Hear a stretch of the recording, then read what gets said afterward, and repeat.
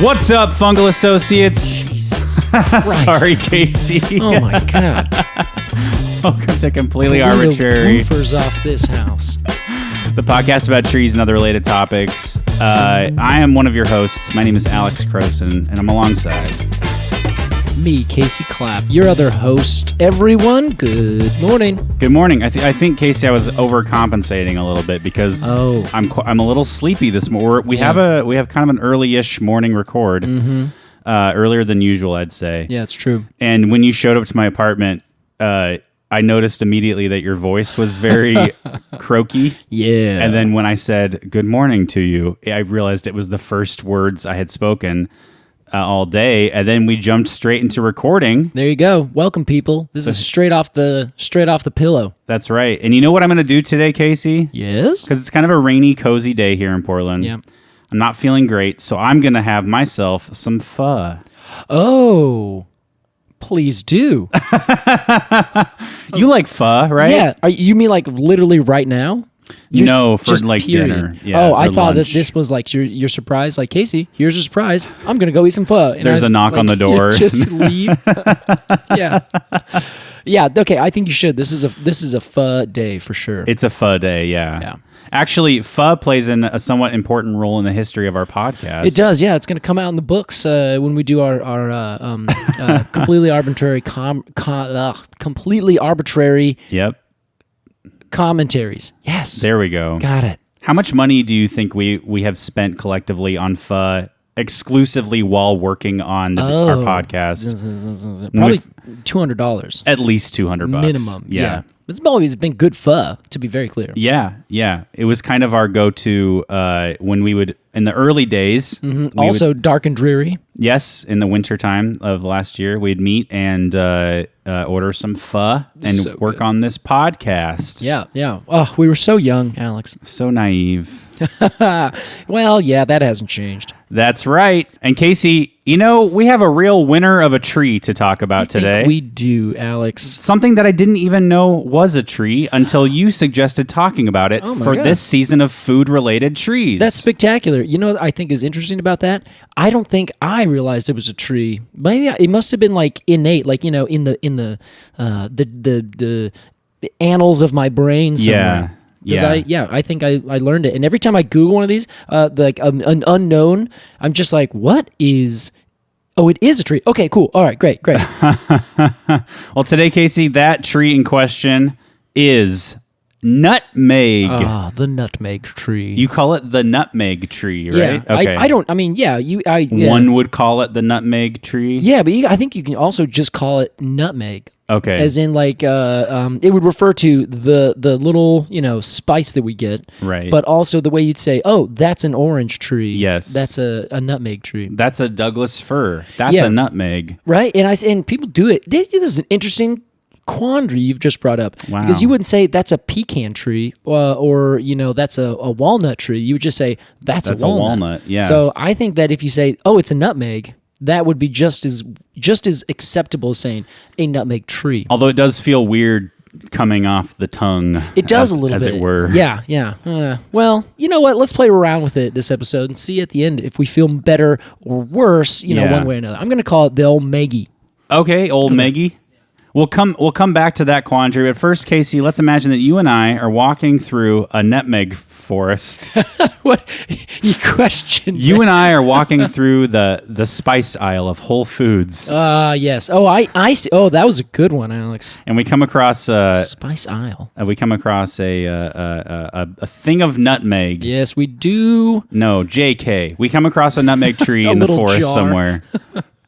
And Casey, I ask you, please tell us about this tree. Well, I sure can. This is a tropical tree, Alex.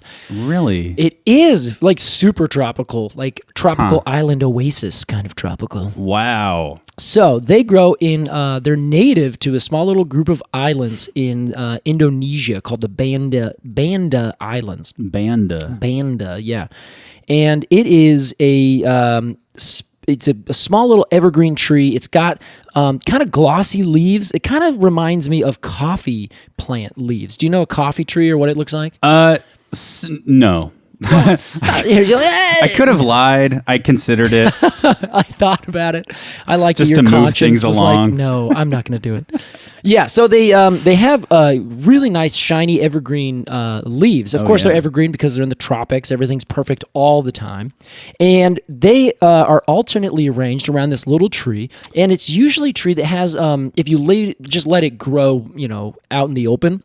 It actually kind of has a small conical shape. It doesn't really grow big and circular. Kind of stays compact. And that's because in the forest, of course, it'd be, competing. So it's more likely to just grow straight up. I will say about this leaf, it looks a bit to me like a bay leaf. It kind of does, yeah. I think it's a little bit wider than a bay leaf. Oh, but sure. yeah, it's got that like classic leaf appearance, Yeah. I've done this when I've tried to describe to someone, like, here's how you identify a tree. Some leaves are just like so obviously, themselves, like an oak leaf half the time, they have all the lobes, and maple, all that. Like, it's very obvious that that's a unique leaf. This is just like lowercase boring leaf, Oh, Casey, are we talking utility leaf? I think we kind of can, but I think utility leaf it works like they're just there to get green, and that's it, and that's all they do. The Nutmeg pulled this leaf off a shelf. Yeah, it's like using stock footage for a video that you edit.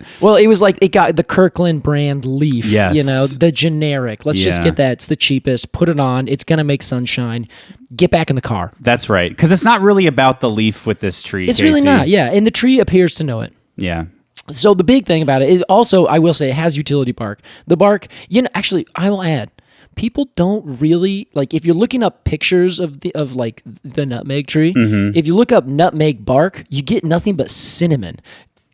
Oh. I don't get it. Like, apparently people just don't care to take pictures of the bark of this tree, because it's described as being like somewhat kind of grayish brown, sometimes a little platy, a little shaggy, like nothing too intense. Oh, yeah. But then I Googled it and just did an image search of Google image search of our tree, which we completely skipped this.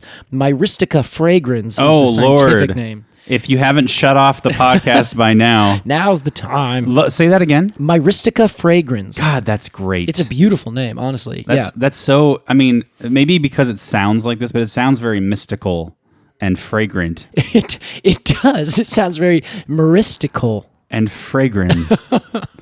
That's it. You hit it on the head. Cool. But I did a Google image search, Alex, and I was just like, that's all cinnamon. That just looks like cinnamon. Yeah. Interestingly, cinnamon, the other spice that we know as cinnamon, it comes from the bark of the tree. Like, it's actually the bark that you take off, you dry it, and you turn that into cinnamon. That's very interesting. Yeah, isn't that wild? That is. So, back to Myristica fragrans, which is in the family Myristicaceae. Myristicaceae. Yes, Myristicaceae. Yeah, it almost sounds like a sentence. It sounds like a real word. Casey, can we just cut the bullshit and get to the nutmeg fruit? We sure can. This is what I'm really interested in. I honestly don't give a fuck about the leaf or the bark of this thing. I'm here for the fruit, baby. Now, Alex, have you looked up the fruit? Yes. Can I just say? Please do. Sometimes nature amazes me. The nutmeg fruit is one of the coolest looking things I've seen from the natural world. From a tree, period. Yes.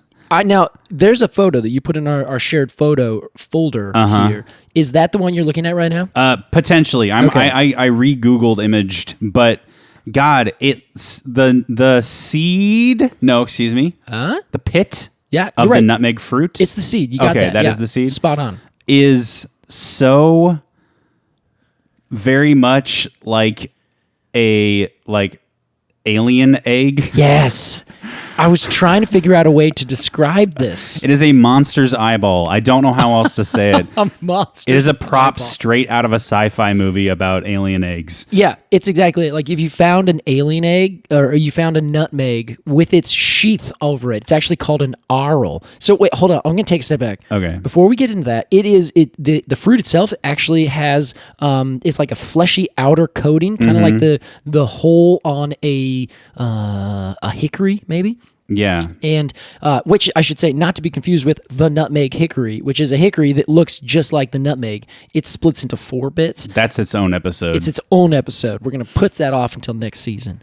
This one, it has a fruit that splits into 2, just right down the middle, and then it opens up, and that's almost, it looks like this eye that you're talking about. If you find the whole fruit with the seed and the arrow all intact, it looks like the tree's just opening up all of these little eyes looking straight down. It's dehiscent. Dehiscent, that's right. It dries and it opens. Alex, good for you. I finally got it. I finally got it. I have real trouble with that word because it sounds like a different term. Yeah. Once you get to science, they're all based on Latin, and they all have like a slight different, bit to it. Yeah. You're fair in that quandary that you're in. But this is a dehiscent fruit, so it dries up and it cracks open, and it's got all these little red eyeballs in there. Exactly. And so the red eyeballs are what is called an aril, A-R-I-L. Aril. And it's a fleshy bit from the seed itself that actually comes over and covers over the top of the seed. So the thing that we call nutmeg that you can buy in these little jars, that is the seed. The aril on the outside. For those of you who aren't able to Google this right now, it looks like you take like a wax coating and you like let it drip over the top of something, and then it doesn't quite cover it perfectly, but like you have a drip that kind of comes over and connects over here, then kind of deconnects. Or it looks like the same little black stuff that like gets Neo in the Matrix 1, where he's like sitting there and it like goes up his arm and then it goes into his mouth and all that. Yeah. That's also what I look like, only the color red. I have one too. Yeah, what do you think? It looks like you took a whole nutmeg thing. Yeah. And then like took some bubble gum out of your mouth and like wrapped it around it. Yes, totally. It's like this weird like stringy red pulp stuff. Yeah, and you know what we use that for? What? A spice called mace. That's mace? Not to be confused with the mace that you spray in someone's face. Of course. It's a spice. Apparently, it's very similar to nutmeg, just a little bit more delicate. Wow. I tried finding it at the grocery store the other day. I failed. Wow. Yeah. 2 spices from one tree. Yeah. Double your money with the old nutmeg tree. Nutmeg? Yeah. You are charming me, my friend. Isn't it? Now, these trees are also dioecious, so these seeds only come on the female trees that have the carpellate flowers, as opposed to the staminate flowers that put out the pollen. So okay. two different things. Cool. And let's see. There's about 125, 150 species. I've seen 2 different resources say there's 2 different kinds. So who knows exactly what it is? And then last bit, Alex, there's a little etymology for you. The Greek word for fragrant or anointing is where Myristica comes from. Anointing? Yeah, like an anointing oil. Yeah. You'd anoint someone, something. I assume, champion of the universe. Okay. Which, to be very clear, someone in our nearby town, in a Cone of the Month club, I think his name is Ty, champion of the universe or something. Oh. Shout out to you. You probably got an anointment from the nutmeg tree. Casey, do you know who that is? No. That's Ty Edwards. Yeah. Ty Edwards, you're the best. Ty champion. I laugh every time I put a cone in that envelope. You can make your Patreon name whatever you want. Yeah. Spoiler, the cooler, the better, and the more likely I'm going to notice and put a little thumbs up. That's right. A mental thumbs up. Yeah, it's an audio thumbs up. So you just get to hear through the beating of the sound waves into your ears. Shout out to Ty Edwards, the owner and operator of Cloudcap Games in Selwood, Portland. What up? Selwood, Portland. Sure. Yeah, Selwood. Let's go Selwood, Portland. Yeah. Anyway, back to it. Evergreen, tropical, the bark, like I think I said, it's nothing special. So let's just move on past and look back at those eyeballs. Yeah, the eyeballs are the real money here. And Casey, the eyeballs are the center of a bit of a historical nightmare. Odyssey, I would say. Yeah, let's go Odyssey. I think that's fair. Because that's good and bad. Yeah, it's good and bad, and it's the nutmeg tree. A surprising, like, little, what's the top of an arch? Is that the keystone? Oh, sure. Yeah, this is the keystone of a surprising amount of, like, global politics. Wow. It's strange. And we're going to hear a lot more about those politics. This is now a political show. Anyway. After a break, we'll be right back with more Completely Arbitrary.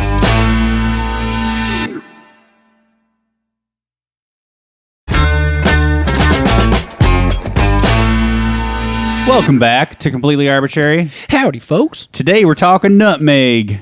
Yeehaw. A tree that I just learned is a tropical tree. Yep. I guess I don't know where I thought. I think if you asked me to deduce where it grows, I would probably end up saying it's probably a tropical tree. Yeah, honestly, if you know how we were talking about the Douglas fir, and I said if you just point at literally any tree in the world, or I'm sorry, in the western, any tree in the western half of Oregon. The part of the world that you care about. Exactly, thank you. As far as I'm concerned, the world. You point at that tree and you guess it's a Douglas fir, you have like a 70% chance of being correct. Yeah. If you say, look at any plant in the world and you're like, that's probably a tropical plant, you're probably going to be like 90% correct. I see. Because there are so many of them and they're everywhere. Statistically. Yeah, we're talking stats here. Today's episode is about two words that I basically only know the names of these words and nothing more to do with this subject. That is the spice trade. That's right, Alex. Now, here, let's go back in time. Okay. Since the dawn of time. Oh, wow. European food has been bland and pitiful. Right. That's kind of, I think, a really good place to start. Europeans had horrible tasting food. Yeah. It was like, turnips and potatoes with salt and then some beef, probably. Maybe some pork, that kind of thing. Sure. Lamb. At least they had salt. But that's the thing. It was that it gives you a little bit of zing, but it doesn't actually add any flavor. So it's like, okay, let's use these roots to flavor this meat, and we're going to come up with this tastes horrible. Yeah. So thus the shepherd's pie was born. Thus the shepherd's pie was born. Oh, so good. It does sound good. I mean, they might have had some spices like from the Mediterranean, like basil or rosemary, that kind of stuff was probably moving around. But in the sense of like, the spices as we know them, or like if you think of spicy, food, it's usually something that has to do with, let's say, India or like China, where like the flavors are just so different. Yeah. Right? It's so much more like singy, Yeah, zingy. Yeah, so they had, essentially, they were going through and living their lives, bland as ever. And then, I'm going to say, even like during the Roman times, like, when Persia, the empire was like going wild, all these things, there were trade routes. You're familiar with the famous Silk Road? Yes. So, there were these trades going back and forth. So every now and then the Europeans would find themselves trading with these traders who traded with these traders who traded with these traders from East Asia, from these mystical, Myristical Orient. The Orient is what they called it, which is just the Latin term for East. Oh, okay. Yeah, so if everyone says Oriental, the very much out of favor kind of term, it's because it's just saying you're from the East. Okay. And so it was very like, no, I'm from a very specific place from the East. So right. We still don't say it. Still don't say it. I highly don't recommend it. So this tree is from this great, this very like, mystical place. Everyone's like, wow, the Spice Islands. That's so cool. But these traders, this was all going overland at the time, and no one they didn't say anything. They didn't say where these islands were. They just said, I got these spices. You want it? And these were mostly controlled by, at the time, the Arabs who lived in this area. And so they would trade back and forth, and they would provide things like pepper and cinnamon and cloves and nutmeg, mace. And all of a sudden, people were like, wow, this is really good. Ginger and was also a big popular one. Pepper was like the number one. Everyone wanted to get their hands on pepper. Yeah. So they were super popular, but they were really expensive because there's middlemen at every single point. So someone grows it and they harvest it, then they sell it to someone else, and that person upsells it and makes money along the route. And then if you're going along the route, it was super dangerous. People would come and just, raid your wagon, take all your stuff. And then you're like, well, great, I made no money, and everyone got, sold into slavery or something. Right. It was a different time. Oh, yeah. So in Europe at this time, this is like the 1400s. You remember the famous 1499 sail of Columbus, right? Yes. So he was Spanish. And also there's this other guy. He was actually, I think he was Italian, Vasco da Gama. Was he Italian? Yeah. I think he was. Sounds Italian enough. He's a European. So these Europeans started going around and starting to essentially explore the world. Now, they were exploring at this time. They were also looking to find resources. Vasco da Gama specifically said when he went to, when he finally made contact in India after going all the way around the Cape of Africa and back up by boat, he was like, hey, cool, I'm looking for Christians and spices. And according to the thing I read, he basically was like, as soon as he found spices, he was like, all right, I don't really care about the Christians. I just want to get these spices. I don't think he said that, but, by his actions. I just thought that was funny. Like, yeah, he kind of forgot about the Christians afterwards. Oh, my God. That's amazing. Yeah.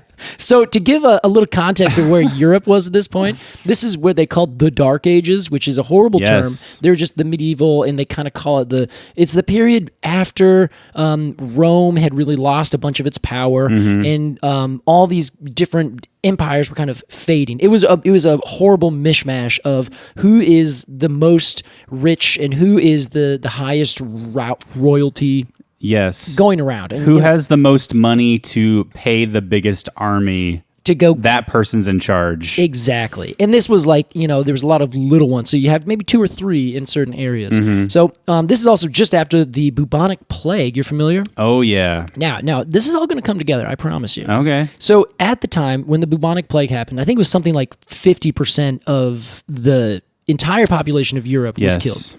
Funny enough, that actually came across the Silk Roads. It came from, they think, marmots in China. No shit? Yeah, that's where the bubonic plague came from. Oh my God. Yeah, and then it came across over to, through the Silk Roads and through Venetian traders and these kinds of things. And then it, spread up through Europe. Those dag-blasted marmots. Yeah, it also went down through Africa because, of course, this was the Middle East was the hub of everything. You went down through Africa, you went north through Europe, and you went east over to India and East Asia. Is that why it's called the Middle East? Yeah, I think so. But that also, a lot of people think it's just a Western term because it's the Middle East because there's the Far East and the Middle East. Right. Yeah. So it's kind of like, that's a very European-centric. Yeah.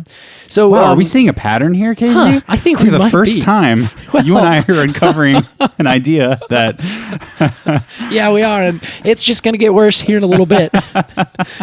So the Holy Roman Empire at this time was kind of going strong, and it was on the waning side, and Portugal and Spain had just started working together. Essentially, they kind of had this big marriage. They called it the Iberian Union. For the Iberian Peninsula is Spain and Portugal.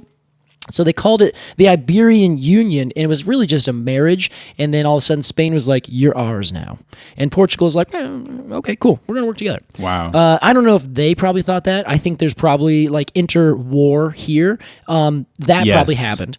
So then now you have this kind of big conglomerate. At the time, Portugal and Spain were out doing their thing. Remember that Columbus in 1492 was from Spain. Right. So these people were trying to find resources all throughout the world. They just, all of a sudden, this spice trade that was coming across where everyone's like, don't tell anyone where the Spice Islands are. We're controlling that. And these, traders had that, not monopoly, but they had a lockdown on that trade. As soon as Vasco da Gama got over there and said, hey, everyone, we can just bypass this whole thing, all of a sudden the Spanish and the Portuguese were like, okay, let's go explore over here and trade direct from the source. So then all of a sudden they found these islands called the Spice Islands, the Banda Islands, which are in modern day Indonesia. They're just to the west of the island of New Guinea. And these islands were just beautiful. They're packed with, every tropical thing you could want. I think a lot of them are volcanic in origin. Wow. And so they have this super tropical vibe. And these had people that lived on them for thousands of years.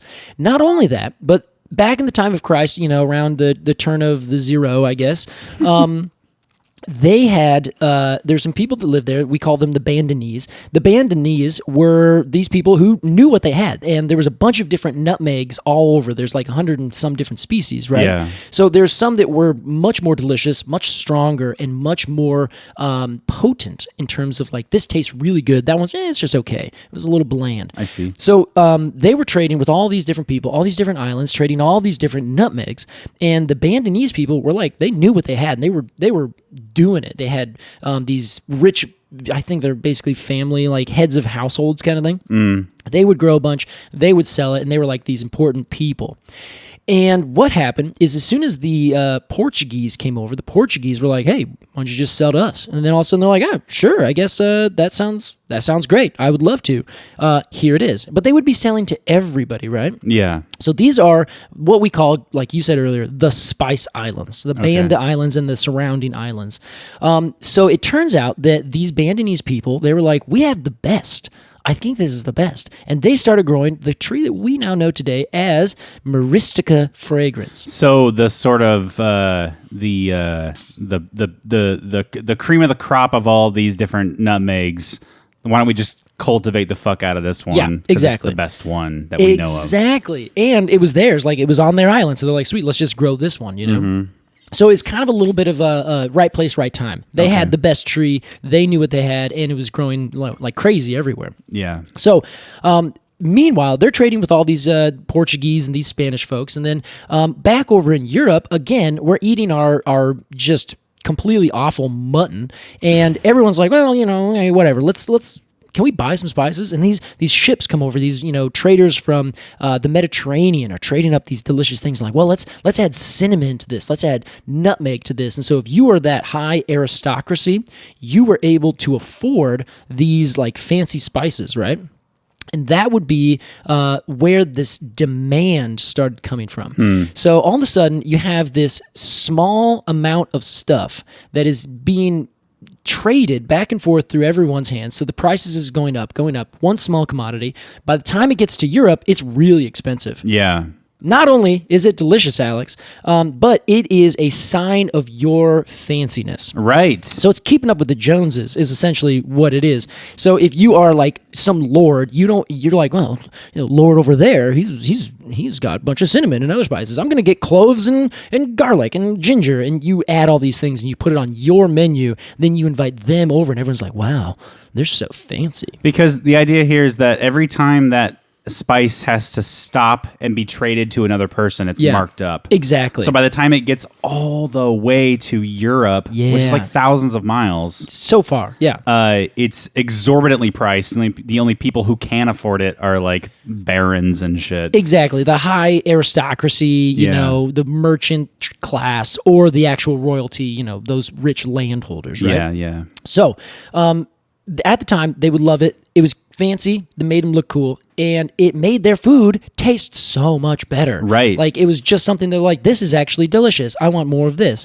So it became in demand because it was cool. It came in demand because it actually tasted good. And it was in demand, Alex, because it was like magical. People at the time were like, plants are magical. These are these, you know, faraway Eastern spices, this nutmeg that comes from this mystical tree. Right. And they're like, yeah, this does fancy stuff. You know, you eat it, and the list that I found that it does is it's a digestive, a stimulant, cures for halitosis, fevers, headaches, colic, and as a carminative. Do you know what a carminative is? Carminative. Yeah, carminative. No. It apparently is something that helps reduce flatulence. Oh, all right. Yeah, so you eat nutmeg, and it does all of these things. And so at the time, everyone's like, not only is it a delicious and it makes me cool, it's also essentially a medicine.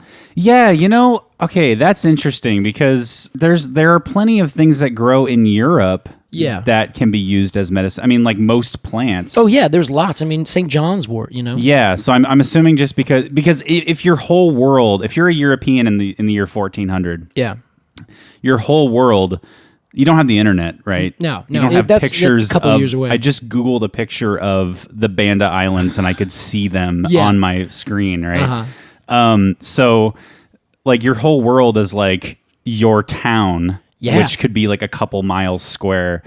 You get something that is from several thousand miles away. It might as well be from the moon. It's a different planet. Yeah, totally. And like, think of these people not traveling more than maybe to the next town or to the woods. And half the time, if they go too far, then they are like in a whole other country or a whole other jurisdiction. You know? Yeah, it's a wild idea. And especially if it comes over and someone just tells you, this is magical. And then you're like, okay, yeah, I believe you. Yeah, I don't know. My favorite detail from European culinary history, and this might be apocryphal. I don't know. I've heard it so many times, but who fucking knows anymore? That the reason. So once Europeans got their hands on Eastern spices, they had no. I mean, like. They weren't.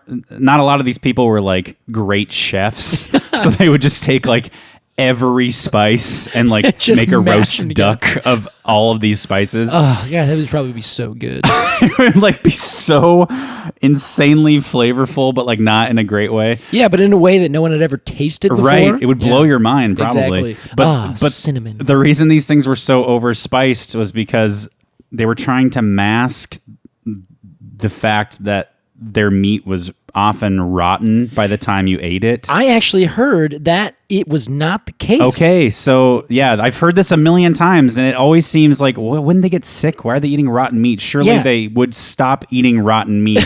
Can you shed some light on this? Yes, I can. I'm so happy you said this because like 2 different websites said this is a myth. Yeah. And cookbooks of the time said if like only use fresh stuff. Okay. That's like hung properly. And the second thing, remember how I told you about the bubonic plague, right? Yeah. So that killed off so many people that there was actually an increase in labor costs or labor wages because they're like, we need more people, we will pay you more. So there was an increase in wages. So normal people, started making more money so they could then afford better meat. Interesting. They could also afford all these spices. And they would throw it out. Like all the things said that's what they would do. You can have every spice in the world. It's still not going to change the taste of your meat. Yeah. And, people weren't getting sick and dying of rotten meat. So I think, apparently, like, and I read something about like the Roman soldiers, like how much meat people were eating, like their allotments as soldiers or something like that. And it was a lot. So I feel like that that's just went through it. Probably a little bit of revisionism, like.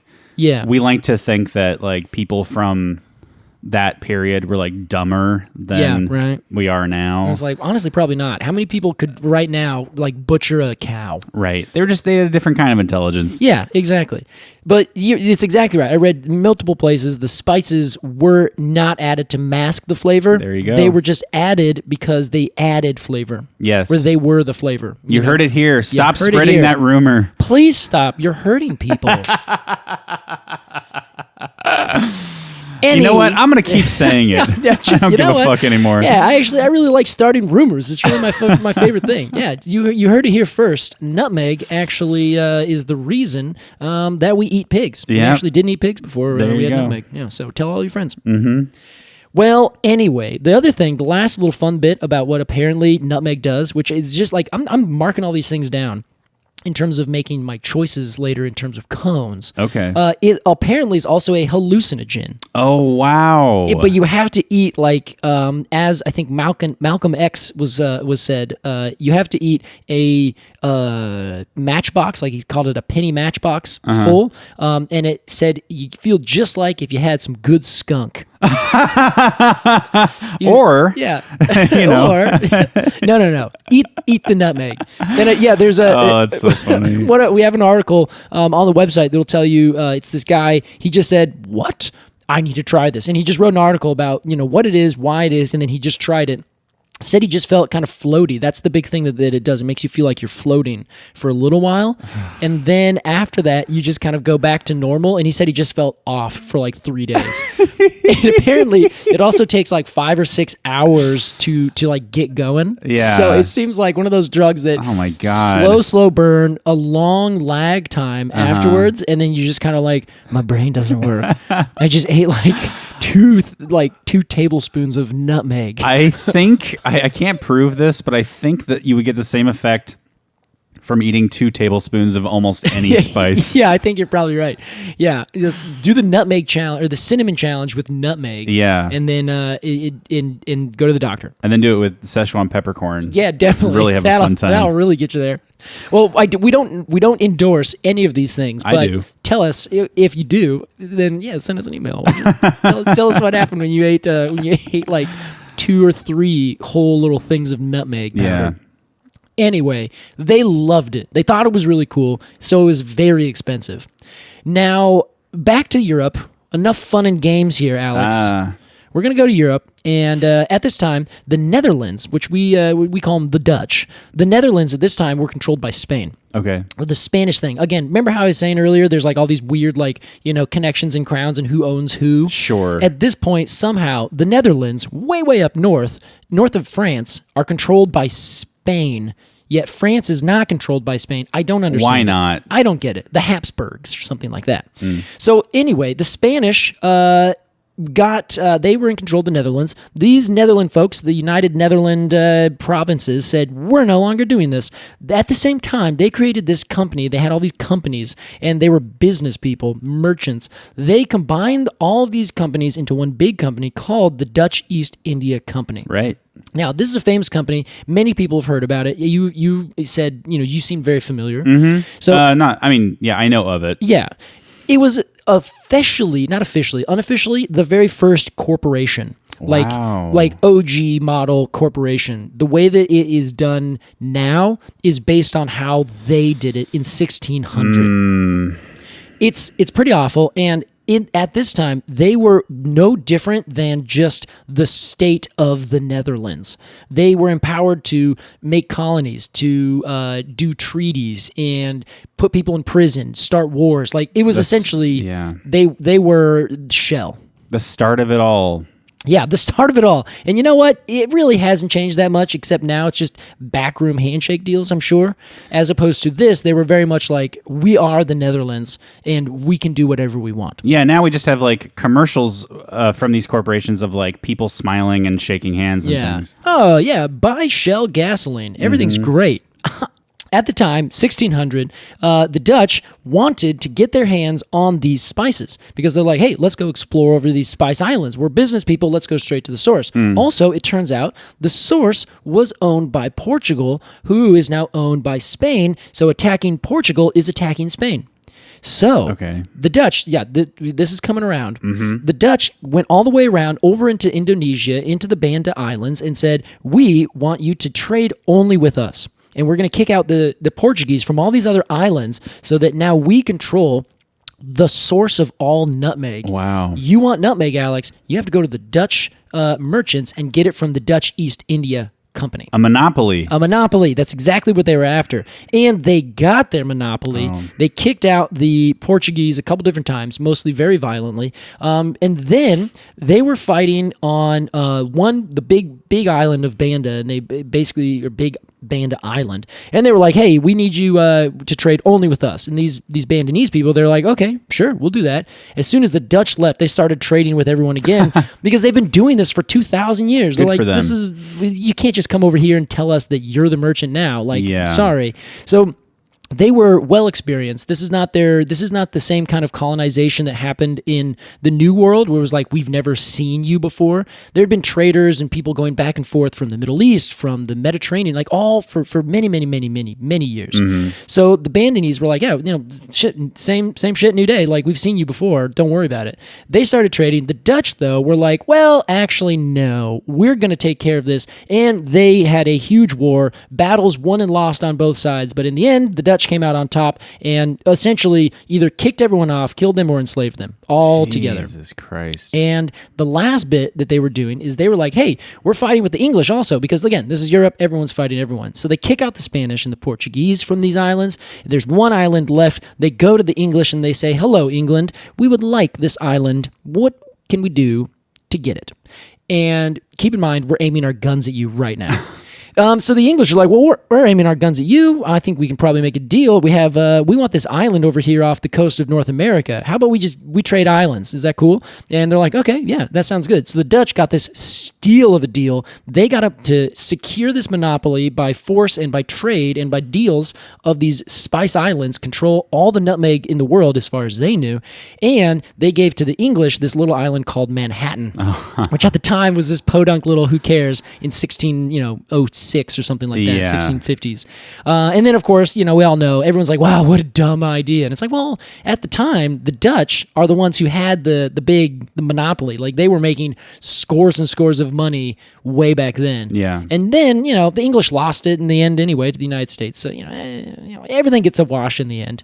Oh, boy, what a depressing affair, Casey. I know. And that's not the end of it, though, Alex. Oh, Lord. Okay. But instead of going to a sad place, we're going to go to a happy place. Oh, good. So over the next couple centuries, the Bandinese who had escaped and gone to other islands essentially started smuggling nutmeg all over the place. And they had put it out everywhere else, and then they realized, people realized, we can grow this spice somewhere else. So nutmeg, instead of being only grown on this one section of island, is now their version, the initial OG Myristica fragrans, that has then now been spread to other different islands, other different places.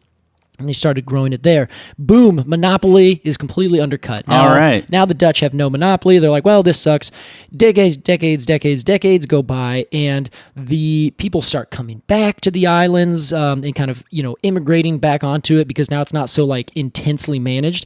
And then at one point, the Dutch are like, whatever. They give it away. Indonesia gets it. Indonesia then gives it away back to the people. So today, there are a bunch of small farms and collectives where it went to under the Dutch rule, it was just like a bunch of plantations, the whole entire island, nothing but plantations of nutmeg controlled by the Dutch with, either slaves or indentured servants, making it work.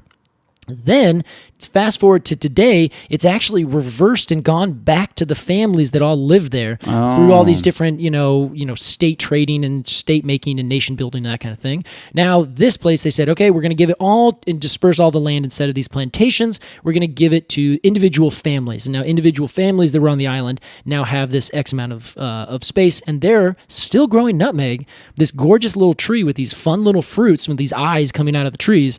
They're still growing it today, using little collectives and things like that to sell their wares so that they can still get a good price rather than you trying to sell on a global market, Wow. Yeah. That is an okay ending. It's not the worst. To an atrocious tale. To an atrocious tale. It's and so when we are reviewing this tree or talking about it, just a review of what we just talked about, this one little seed from this one little tree caused sensations in Europe enough that it was worth the time, effort, and money for warring countries to send their ships out to conquer islands in order to kick out their enemies and then start enslaving people to make as much money as possible and sell it back to all these other different places and control this market on this one little tree, this one little spice. Yeah. It caused countries to it changed the world, if you're really trying to say, okay, well, now that the Dutch don't own Manhattan becomes a really intense commerce center. And now that is what the United States uses to make a ridiculous amount of transactional money. Yeah. And it's one of those funny things when you look back, how did this island get to where it is now? It had to do with those islands way over there, and it had to do with the fact that this one little spice caused people to float and then have a stomachache for 3 days. Casey, with that, before we get into our review of the nutmeg tree, we have a recipe today. That's true. So go find your nutmeg and then make this recipe. Yes, this is from a friend of the pod, Swati, a Portlander, and let's listen to what she has to say. My name is Swati. I live in Portland, Oregon, where I'm very happy, surrounded by trees and rain and different seasons and all that. Pre-COVID, I spent time teaching Indian cooking classes. I am first-generation American. My parents were born and raised in India, and after they met and married, immigrated to Canada and then to the U.S., where I was born. I grew up in Tucson, Arizona, and every afternoon walking home from the bus stop, I'd be so hot and so sleepy and so exhausted from school and the year-round desert sun. But by the time I was a couple houses away, I'd be hit with the aroma of mustard seeds, turmeric, chili, cumin, and immediately I would feel alive again. The scent was emanating from my home, where my mother would have already started cooking dinner. Every evening she would make these elaborate Indian meals with so many colors, greens, reds, oranges, yellows, browns. And there would be so many different textures with all the little dishes she would make, creamy things, crispy things, soft and crunchy and juicy, and so many flavors, sour, sweet, and spicy, of course. All of this was really contributing to kind of the sensory pleasures of eating. And it was even tactile because we ate with our fingers. With any meal, spices and herbs and style of cooking really contribute to the sense of taste. Both Indian cooking, it kind of takes into account the properties of ingredients using Ayurvedic traditions. So Ayurveda is an ancient Indian healing practice that's based on harmonizing the mind, the body, and the spirit. So what we consume is a large part of this tradition. For example, ginger imparts a bright, spicy, herbal flavor to earthy lentil dishes, especially if you use it fresh, but it also prevents gas and indigestion. So this is why it is often added to dal and bean dishes, which are prone to causing some of these digestive issues. Nutmeg, called jaifal in Hindi, is a spice commonly used in India in Hindu rituals and with cooking because of its flavor principles and Ayurvedic properties. A Hindu ritual called puja is essentially an offering of the self to God or to a deity. I would see a whole round nutmeg seed in a tiny golden vessel on my mom's puja altar when I was growing up. She said it represents the ego, which I think is pretty fascinating. And like other cuisines where I've tasted nutmeg in cream spinach, rich pastas, buttery shortbreads, or holiday eggnog, Indian cooking also uses nutmeg as a spice in both savory and sweet dishes. It's very warming, both sweet and bitter. Karen Page describes its volume as moderate to loud in the Vegetarian Flavor Bible, which is an amazing book, and which nutmeg is pretty loud. It can be very easy to add too much, and then it can overpower the flavors of everything else in a dish, which is probably why I see recipes simply saying a pinch of nutmeg to measure. Jaifal, or nutmeg, enhances the richness of a variety of Indian meat dishes. So I think my mom would put it a lot in her lamb curry. It's often used in garam masala, which is a blend of toasted herbs and spices like cinnamon or chili, bay leaves, cumin, coriander, nutmeg. The list literally goes on. It's a finishing spice, garam masala, or a finishing blend of spices, and I sprinkle it on a lot of curries after cooking. Nutmeg is said to be an aphrodisiac. It calms nerves, it sweetens breath, it's really relaxing, it raises body heat. And one of my favorite Indian treats to add nutmeg to is kheer, which is an extra sweet, very creamy milk-based rice pudding.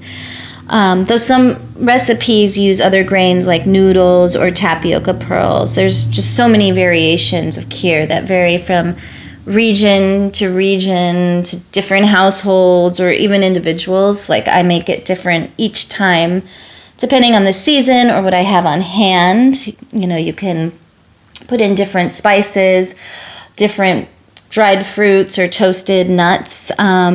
The other day I made my fall version with toasted almonds and grated nutmeg, cardamom, and a couple drops of rose water. And I plan on serving it for Diwali this year. Maybe I'll make it extra festive with like a garnish of edible flowers or edible silver.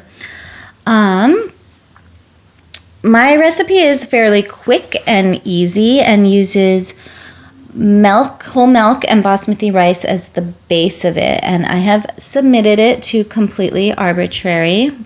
And hopefully soon I'll be able to teach some in-person cooking classes while working on my Everyday Indian Cookery book. But in the meantime, I can be found at my Instagram handle, Apples and Ambrosia.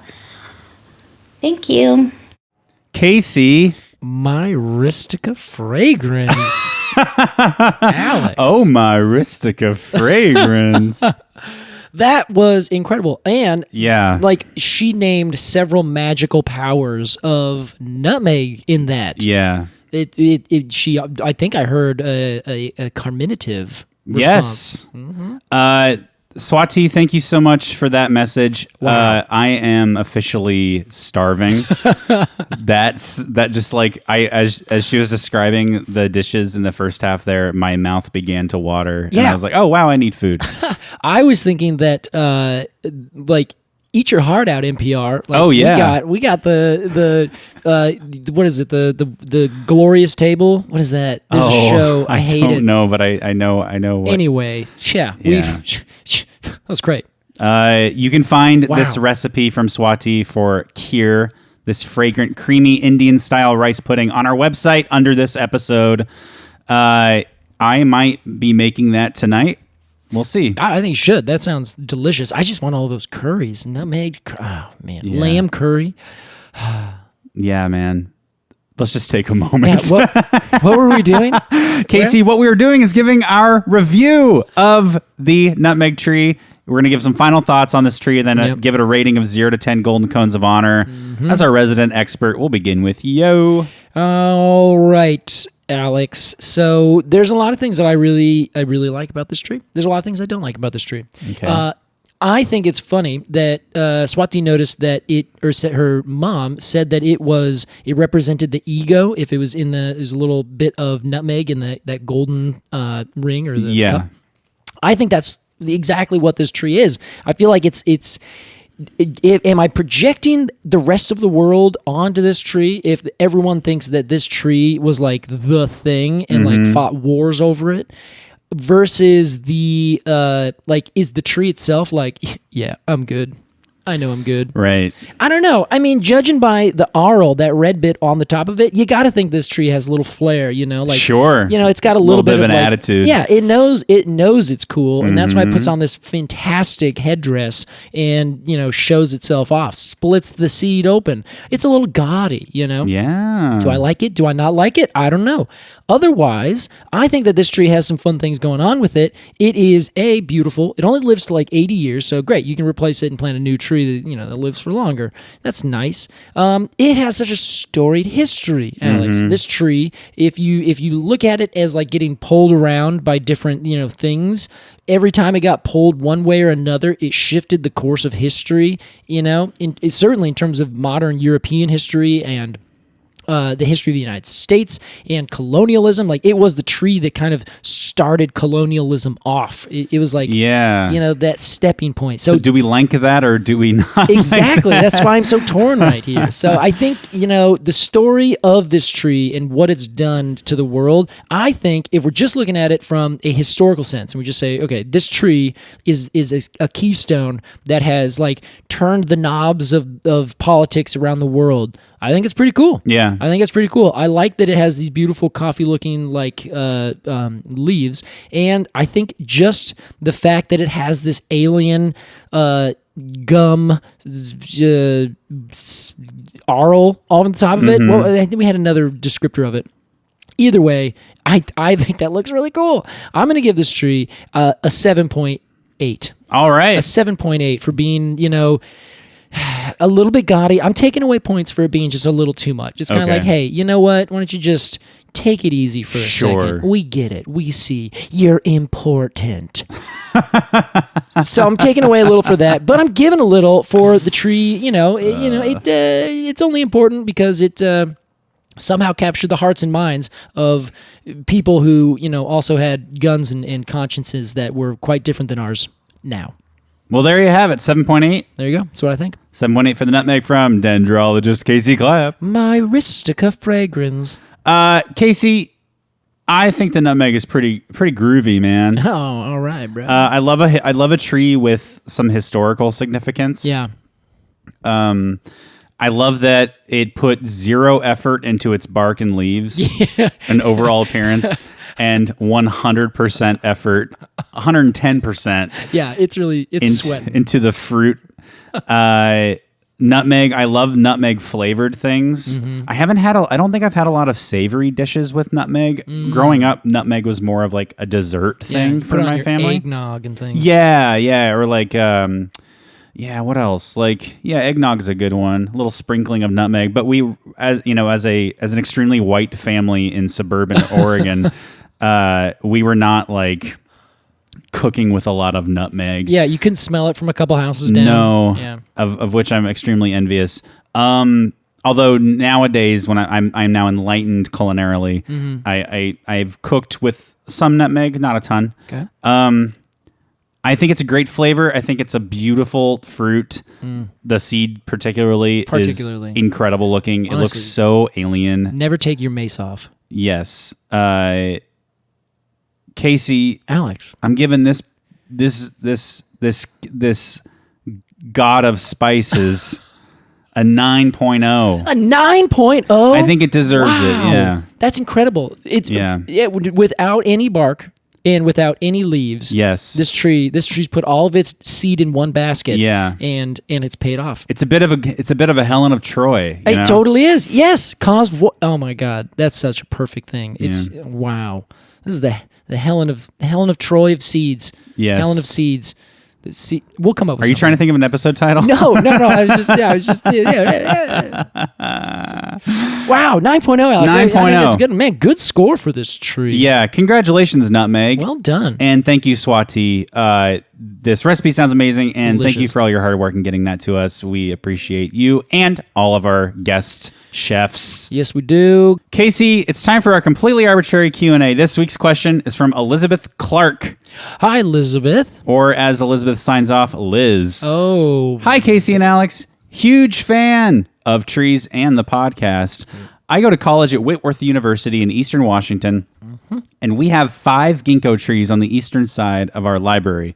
I noticed the other day that the trees all seem to be in different seasons. The northernmost tree has lost all of its leaves, but the southernmost tree is still going green and going strong. What could be causing this phenological gradient? Wow. Nice term. Thanks for your expert opinion, Liz. Liz, thank you for your question. Casey, is this a sunlight situation? I don't think it is in this case. It would be a little bit, but I don't know if it's the entire answer. The thing that I think is really playing the biggest effect here is the terroir of the trees, or rather, I think that's the incorrect term. The provenance of the trees, which is where something is from. Oh, so in this case, this happens a lot of times with nursery plants, where let's say you are trying to buy a tree. You're just going to go get it off the internet. Someone's going to mail it to your house. Okay. You ordered that tree from any place. It could be coming from a nursery in any place. Let's say you're in Arkansas. You could go and buy one from a nursery that grew the tree from seed in Oregon, or it could be from Ohio or New Jersey or South Carolina. What you're saying is a different climate than where you're from. Yes, but the tree was born in that climate. Yes. Now, they could then have taken that, or someone else could take that seed, take clippings of that new plant, and then stick those in the ground, grow those into trees, so on and so forth. So that tree, the genes, could be ready and stoked and able to live in wherever it grew up.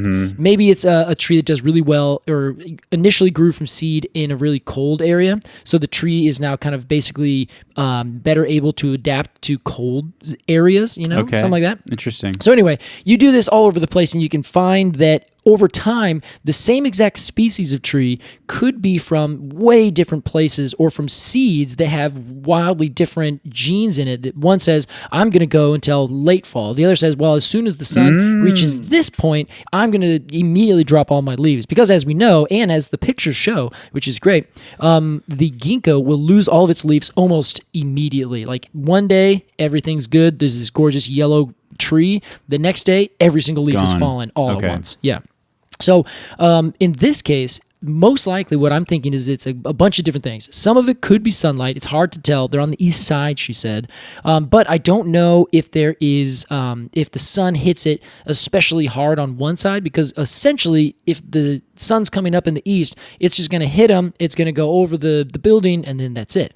Okay. They're pretty much in the shade, or at least on the opposite side of the building from where the sun is at later in the day. So they're all getting basically equal treatment. Yeah, exactly. Sun-wise. Unless there's some other big tree that's blocking one of them or something like that. Mm-hmm. So most likely, I think that this comes down to the individual genes of the tree, but also it could be where that tree grew from seed. That is the genes in terms of that individual seed, but also the genes from where that seed came from. Did that come from a bunch of trees that were already super good at taking colder conditions, in which case they're going to keep green leaves for a little bit longer? Okay. Or if it's a tree that's initially from and grown in a warmer section of the world, then as soon as it gets even slightly bit cold over there in eastern Washington, it's like, and drops all of its leaves all at once. Now, I have a bit of a hiccup for your theory here, Casey. Okay. In that in the photo, it appears to be, as Liz said, a gradient. Yes. So wouldn't it be of extreme coincidence that these trees were planted in a way where they lose their leaves in a gradient if we're following the trajectory of your theory? Yeah. It's true, yeah, because you're saying then it would be essentially random where it could be. Yes. Yeah. As opposed to, you can see in the photo, the one furthest from the camera is pretty green.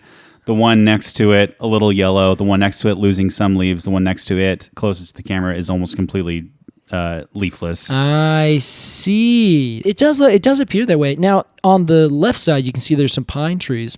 Yep. So I wonder if perhaps the trees, as they go back, they might be in a different microclimate. So we can't quite see. But if this is the east side, then the sun is going to be mostly baking over on the...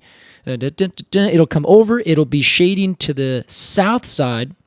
So that would mean that as the sun comes up through this photo, it is going to be at the highest point in the sky in the summertime, hitting almost straight down on these trees. And then as it goes further over towards the west, it might be hitting the some of the trees where the branches or the building kind of allows the sunlight to go through.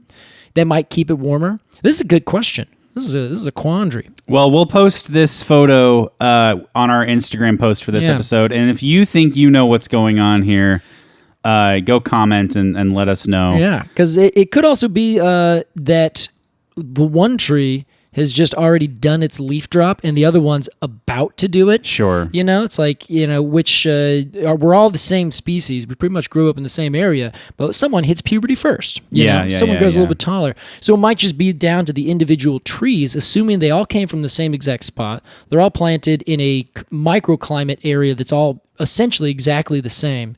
Then the only thing you can do is assume that the genes between each tree are just slightly different, just so that the trees themselves are like, well, I do it just a little bit earlier because that's my preference. Right. It could be. Well, what a good question. I love a good tree quandary. Oh, me too. It's like we're doing a sleuthing, going around there and being like, all right, sniffing the leaves and be like, well, if this leaf was placed here, it must have been Miss Scarlet. We take our pinky and dip it in the sap and dab it on our tongue. Exactly. When you ask these really strange questions, and then we finally, at the end of the movie, explain what everything was. Yeah. Anyway. Now, on the night of the 15th. Oh. Thank you, Liz, for your question. If you have a question for Casey about trees, email us at arbitrarypod. Nope. Yes, at arbitrarypod@gmail.com. Whoops. Join us on Instagram at arbitrarypod. That's ARBORTRARY pod. Or you can support the podcast by joining the Patreon. That's patreon.com/arbitrarypod. Basically, Google arbitrarypod and you'll find everything that's important to you and us. Yep. Case. Alex, what a fun episode. Yeah, I had a good time. It's a little ironic, maybe befittingly, that we called out this story we called out a bunch of Western centrism in this story. And yet the story we told was quite Western-centric in that it was about a spice trade originating from Europe. Well, that's the thing, is when we first brought it up, I said there's going to be a lot more of this. Yes. Yeah, because it is in this case a European-centric thing that they essentially took over. But if we're looking at the tree itself that caused it, it is not a European tree. It's the Europeans meddling with what the Bandanese already had going really well. Exactly. Yeah, so it is, I think at the very center of it, it is this really unique tree in this really unique place with these people that are like, we know what we got. It's a good thing. Yeah. You know what else is a good thing? What? Friendship. Yeah. Oh, that was a forced transition. There you go. Thank you so much for listening to Completely Arbortrary. We'll see you next time. Goodbye, everybody. Bye-bye. Completely Arbortrary is produced by Alex Crowson and Casey Clapp. Our artwork is by Jillian Barthold, and our music is by Aves and the Mini Vandals. And you can support the podcast at patreon.com/arbitrarypod. And find additional readings at completelyarbitrary.com. Thanks for listening.